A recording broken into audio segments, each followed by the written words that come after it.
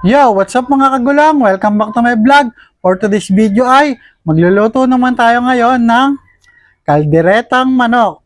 Paano? Tara, let's cook! First step natin mga kagulang, piprito muna natin ang patatas at carrots. Ayan lang natin. Hintayin lang natin siyang meron mag-brownie.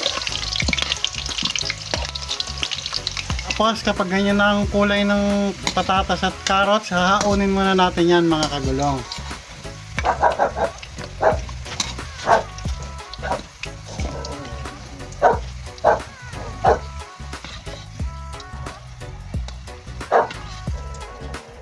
Sunod naman natin ilagay yung mga hotdog mga kagulong.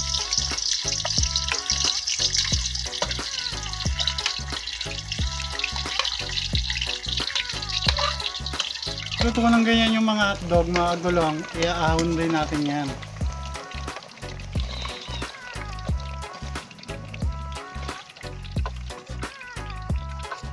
Nating ilagay ang sibuyas at bawang.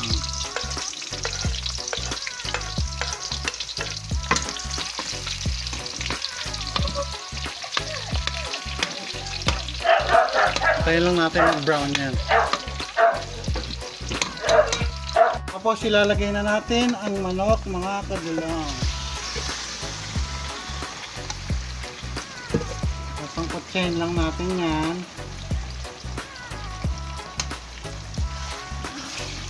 Hintayin lang natin medyo mag-brown.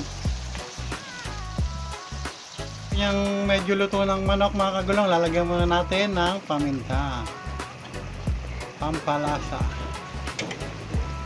Sasaluin natin konti.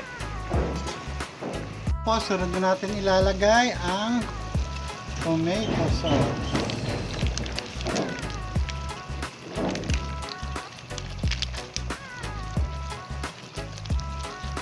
At ang pino, pampalasa.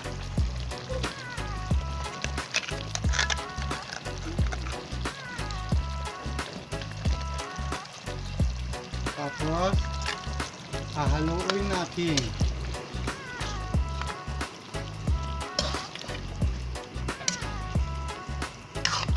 Tapos ilalagay na natin itong mabisang Knorr cubes. At lalagyan natin ng peanut. Siguro mga ano lang, 2 kutsarang peanut. Para talagang mabisa ang lasa.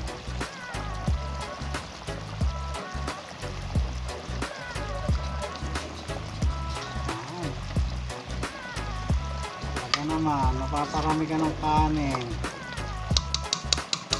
Tapos pag ganyan na mga kagulong, ilalagay na natin itong pinrito nating carrots at patatas.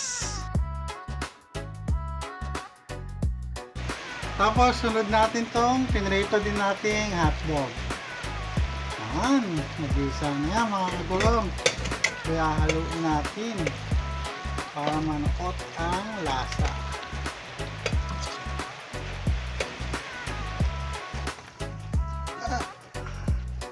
Ayan na mga kagulong, luto na ang ating kalderetang manok. So paano? Let's eat! So yun mga kagulong, ito yung niluto natin, kalderetang manok. Siyempre titikman na natin. Bago tayo kumain, magpe-pray muna tayo. Ama, maraming salamat po sa biyayang nakahain sa mga pagkainan ngayong araw na ito. Sa pangalan po ni Jesus, dakila po namin tagapagligtas. Amen. So, paano mga kagulong? Let's eat! Let's eat!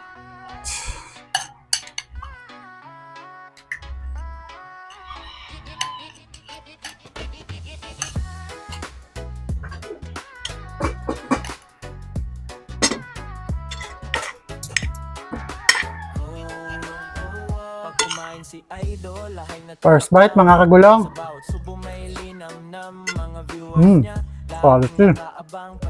Siyempre second bite para sa mga mahal natin basher. Oops, ako naman. Siyempre ang third bite para sa mga mahal nating supporters. Oops, ako naman. Tata. wala sa oras. Busog ka na nga, sol pa sa aliwan. Ano pa, hinihintay, kainan na naman. Pagtunog intro, tara ng manood. Unico vlog, always all good. Kain lang ng kain, mga kagulong. Kung wala kang gana, ako sa'yo tutulong. Kahit simple lang putahe, nagiging masarap. Gulay man o karne, basta nasa kanyang harap. Paborito niyang pagkain, lahat ng mga gulay. Tatas. Masustansya na pampahaba pa ng buhay. Kaya halika na na tayo ay kumain na. Pakilike and follow and share na rin para lahat ay masaya.